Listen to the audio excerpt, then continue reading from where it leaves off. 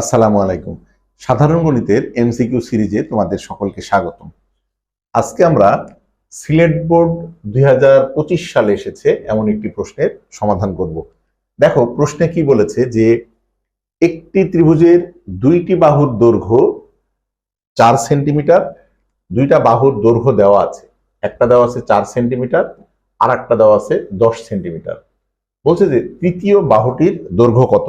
এই প্রশ্নটির সমাধান করতে হলে আমাদের ত্রিভুজ সম্পর্কে একটা বেসিক ধারণা থাকতে হবে। সেই ধারণাটা কি একটু খেয়াল করে দেখো। সেটা হচ্ছে, যদি একটা ত্রিভুজের তিনটা বাহু, একটা বাহু যদি আমরা এ বলি, এ একটা বাহু, বি এই বাহু, সি এই বাহু, যদি একটা ত্রিভুজের তিনটা বাহু এ বি সি হয়, তাহলে যে কোনো দুইটা বাহুর সমষ্টি যদি তৃতীয় বাহু অপেক্ষা বড় হয় তবেই আমরা একটা ত্রিভুজ অঙ্কন করতে পারি। এই শর্তটা যদি আমরা এখানে অ্যাপ্লাই করতে পারি তাহলে আমরা বলে দিতে পারবো যে এখানকার কোনটা তৃতীয় বাহু হবে। তার মানে এই শর্ত অনুসারে আমাদের এইরকম হতে হবে, এ প্লাস সি এইটা অবশ্যই বি এর চেয়ে বড় হইতে হবে।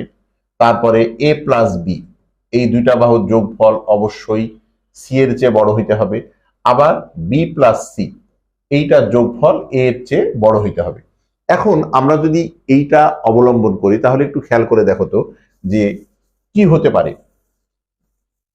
আমরা যদি এবার মানগুলা বসিয়ে দিই, এইটা ধরো 4 সেন্টিমিটার, এইটা 10 সেন্টিমিটার। এখন আমরা অপশন টেস্ট করে দেখি। যদি 5 এইখানে নেই, 5 নিলাম ধরো, তাহলে দেখো তো এই দুইটা যদি তুমি যোগ করো, 4 আর 5 যোগ করলে কি 10 এর চেয়ে বড় হয়? দুইটা বাহু যোগ করলে অবশ্যই তৃতীয় বাহুর চেয়ে বড় হইতে হবে। তাহলে এই দুইটা যোগ করে 10 এর চেয়ে বড় হয় না, তার মানে এই অপশনটা আমাদের হবে না, এটা আগেই বাদ। তাহলে 5 আমাদের বাদ গেল।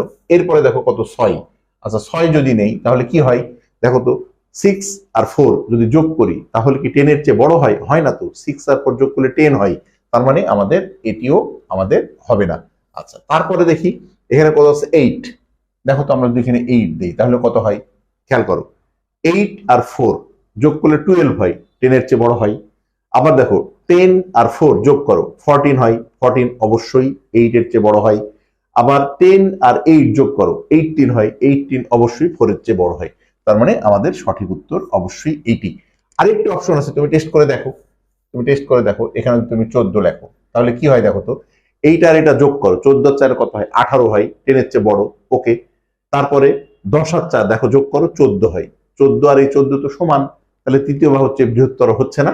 তাহলে তুমি খুবই সুন্দরভাবে দুইটা বাহুর যোগফল করে যদি তৃতীয় বাহুর চেয়ে বড় হয় তাহলে ওই সূত্র অ্যাপ্লাই করে এই গাণিতিক সমস্যাটার সমাধান করতে পারবে। আশা করি তোমরা গাণিতিক সমস্যাটি বুঝতে পেরেছো। সকলের জন্য শুভকামনা রইল। আল্লাহ হাফেজ।